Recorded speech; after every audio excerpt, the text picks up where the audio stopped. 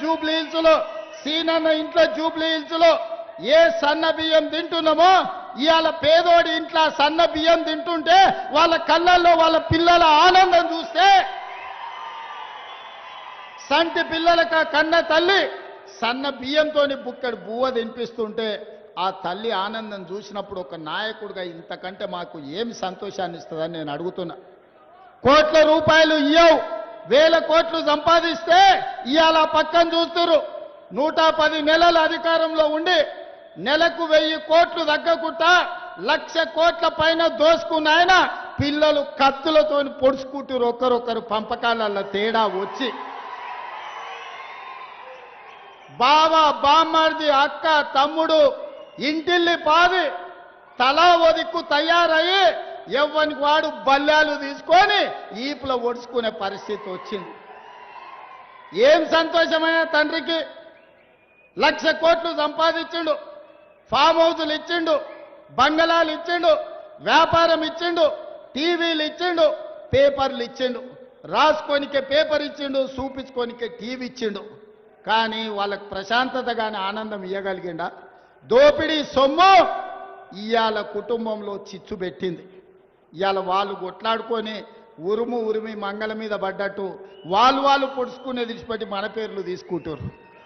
మేమేదో ఆన్లైన్ కాలు ఉన్నాం, మేమేదో ఈలైన్ కాలు ఉన్నామని నేను ఒక మాట చెప్పదలుచుకునే, ఎక్కువ చెప్పదలుచుకోలే. కానీ 2023 డిసెంబర్లోనే ఆ కాల నాగును మీరు కట్టెతో కొట్టి చంపారు. ఇప్పుడు ఆ సచ్చిన పావును చంపాల్సిన అవసరం నాకుందా?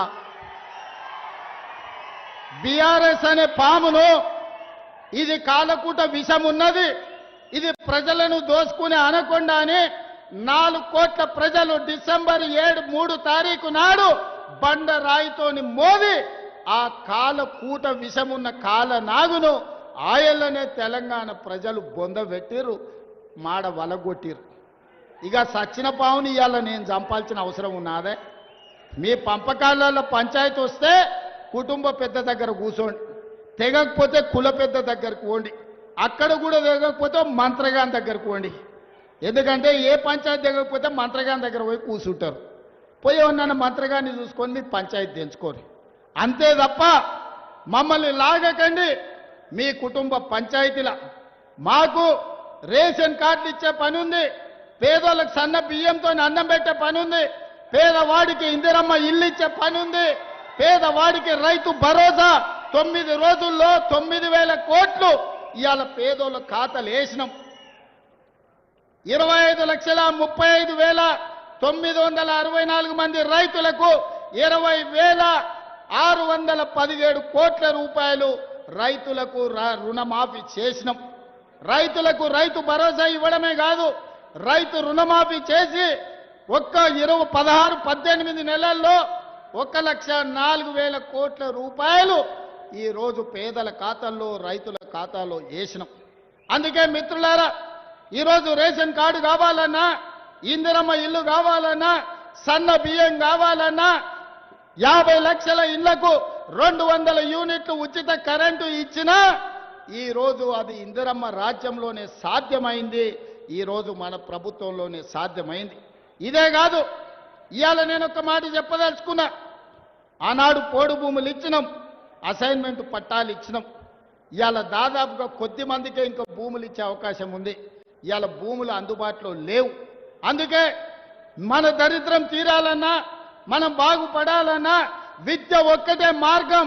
మన తలరాతల్ని మార్చేది విద్యనే. అందుకే విద్య మీద ఈ సంవత్సరం 40,000 కోట్ల రూపాయలు ఖర్చు పెట్టి ప్రతి పేదవాడికి రేషన్ కార్డు, ఇందిరమ్మ ఇల్లు, సన్న బియ్యం ఇవ్వడమే కాదు, మీకు చదువు చెప్పించి మిమ్మల్ని డాక్టర్లను, లాయర్లను, ఇంజనీర్లను చెయ్యాలని ఇవాళ మన ప్రభుత్వం ప్రయత్నం చేస్తుంది. అందుకే 100 నియోజకవర్గాల్లో యంగ్ ఇండియా ఇంటిగ్రేటెడ్ స్కూల్స్ పెట్టడమే కాదు, 20,000 కోట్ల రూపాయలు పాఠశాలల నిర్మాణానికి ఖర్చు పెడుతున్నాం. డైట్ ఛార్జెస్ 40% పెంచినాం. కాస్మెటిక్ ఛార్జెస్ 200% పెంచినాం. రాబోయే రోజుల్లో అడ్వాన్స్డ్ టెక్నాలజీ సెంటర్లలో సాంకేతిక నైపుణ్యం నేర్పి మన పిల్లలకు ఉద్యోగ ఉపాధి అవకాశాలు కల్పిస్తాం. ఇవాళ సింగపూర్, సౌత్ కొరియా, జపాన్లలో అవకాశాలు ఇప్పటి వరకు ఖమ్మం జిల్లా నుంచి కానీ ఇతర జిల్లాల నుంచి ఈరోజు అమెరికాకు పోతున్నారు ఇంజనీర్లు చదివి. మరి అందరు ఇంజనీరింగ్ చదువుకోలేరు కదా, కొంతమంది ఐటీఐలు చదువుతారు, కొంతమంది పాలిటెక్నిక్ చదువుతారు, కొంతమంది డిగ్రీ చదువుతారు. మరి వాళ్ళకు ఉద్యోగాలు ఎట్లా? అందుకే ఈనాడు అడ్వాన్స్ టెక్నాలజీ సెంటర్లు ప్రారంభించడం, ప్రతి నియోజకవర్గానికి ఒకటి ఇచ్చే బాధ్యత నాది. వేలాది మంది విద్యార్థులు అందులో చదువుకోండి, మీకు సింగపూర్లో, సౌత్ కొరియాలో, జపాన్లో మీకు ఉద్యోగాలు ఇప్పించి మన బతుకుల్లో వెలుగులు తీసుకొచ్చే బాధ్యత నాది. అందుకే ఇక్కడ ఉన్న యువకులకు, వేదిక మీద ఉన్న నాయకత్వానికి నేను సూచన చేస్తున్నా. పేదల బతుకులు బాగుపడాలంటే పేదవాడు చదువుకోవాలి. విద్య ఒక్కటే మన బతుకులను మారుస్తుంది. మనం చదువుకుంటే బాగుపడతాం. ఒకప్పుడు ఆయన గొర్రెలు పెంచుకోండి, బర్రెలు పెంచుకోండి, చేపలు పట్టుకోండి, చెప్పులు కుట్టుకోండి అన్నాడు. మన పిల్లలేమో గొర్రెల్ని పెంచాలంట, బర్రెల్ని గాయాలంట, చేపలు పట్టుకోవాలంట, చెప్పులు కుట్టాలంట. వాళ్ళ పిల్లలు మాత్రం రాజ్యాలు ఏరుకుంటారంట, రాజులు అవుతారంట, రాష్ట్రాలను దోసుకుంటారంట. అందుకే ఇవాళ పేదవాడు పరిపాలన